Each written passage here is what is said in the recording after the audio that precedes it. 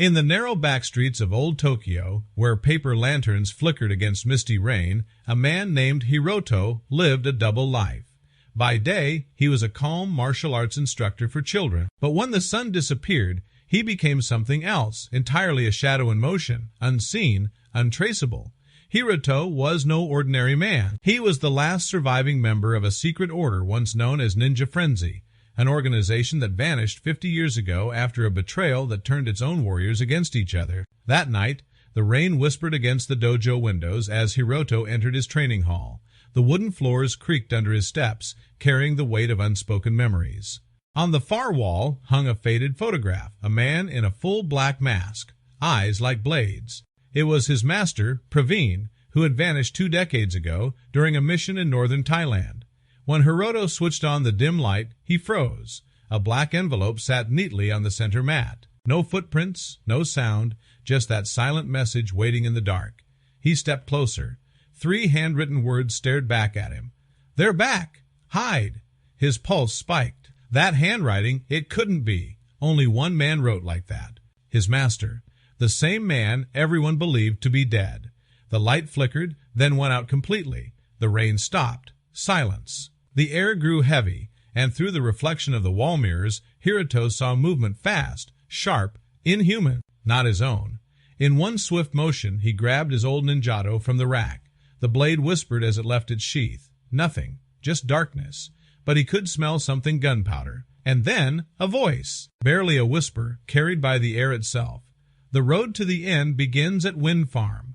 The words hit him like lightning. Wind Farm wasn't just a place. It was the place, the secret training compound of Ninja Frenzy in northern Kyoto, the same place his father had died, years ago, under mysterious orders.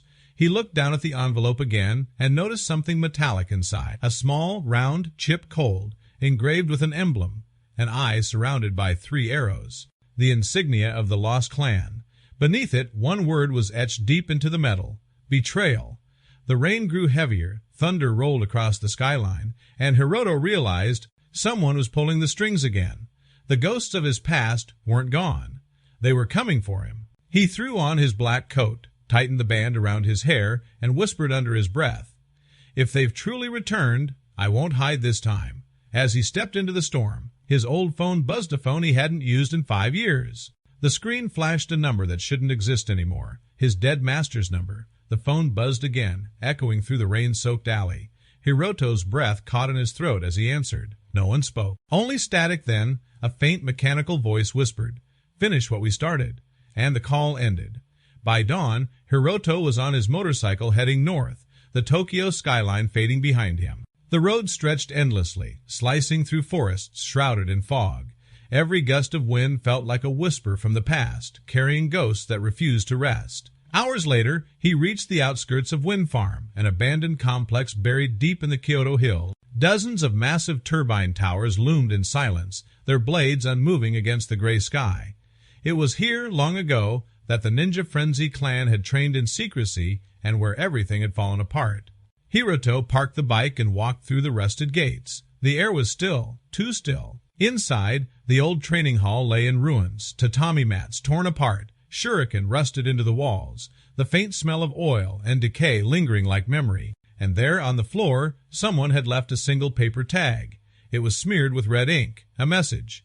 "You're not alone." He spun around instantly, blade drawn. From the shadows, a figure stepped forward, cloaked, silent, face hidden behind a cracked black mask. Hiroto's grip tightened. "Who sent you?" The figure tilted its head. "The same man who trained you." Hiroto's heart pounded. "Master Praveen is dead." A pause. Then the stranger pulled off the mask.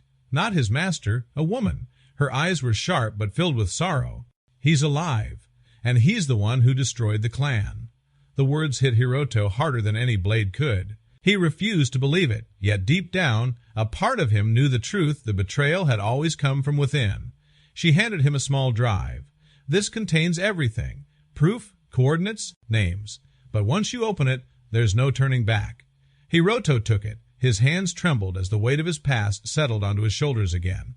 He wanted answers, but the truth came with a price. As lightning flashed across the sky, the woman vanished into the fog, leaving only her voice behind. "He's waiting for you where it all began." That night, Hiroto stood at the edge of the cliff overlooking the silent turbines. He inserted the drive into his encrypted wrist device. A projection flickered to life the face of his master, older now, scarred, eyes burning with purpose. "Hello, Hiroto," the hologram said. "If you're seeing this, you've chosen the path of truth. The world believes we were protectors, but we were weapons. And now, it's your turn to finish the mission."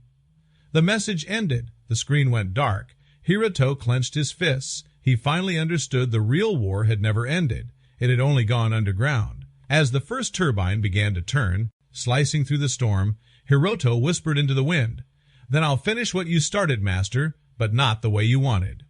And with that, he disappeared into the mist, the last ninja reborn, carrying both vengeance and redemption in his heart.